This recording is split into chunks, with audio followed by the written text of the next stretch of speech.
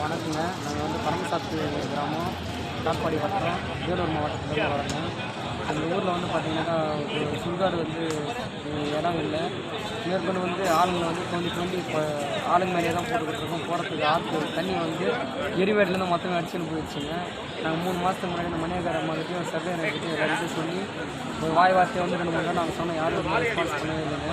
அதனால் கரெக்டாக ஊர் மக்கள் எல்லோரும் சேர்ந்து கரெக்டாக மனு கொடுத்து கரெக்டாக பார்த்து நேரில் மனு கொடுத்துட்டு போகலான்னு வந்துருக்குங்க.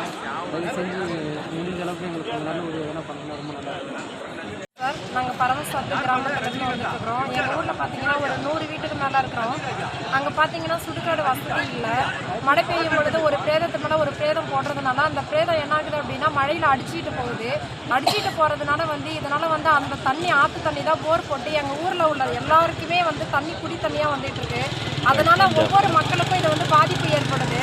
அதனால் எங்களுக்கு ஒரு சுடுகாடு வந்து வேறு இடத்துல பொது இடம் பார்த்து எங்களுக்கு வேறு இடத்துல வந்து மாற்று தருமாறு பணிவுடன் கேட்டுக்கொள்கிறோம் சார்.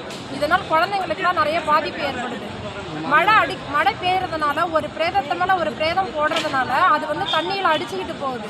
அதனால் வந்து நிறைய குழந்தைங்க பாதிக்கப்படுறாங்க. அந்த தண்ணியை தான் நாங்கள் குடிச்சிட்டு இருக்கோம் சார்.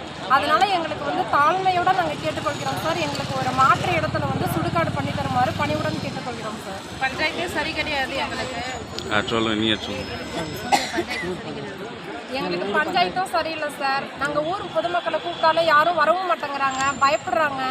அதனால் வந்து நீங்கள் தான் வந்து எங்களுக்கு சரி பண்ணி கொடுக்கணும் சார்.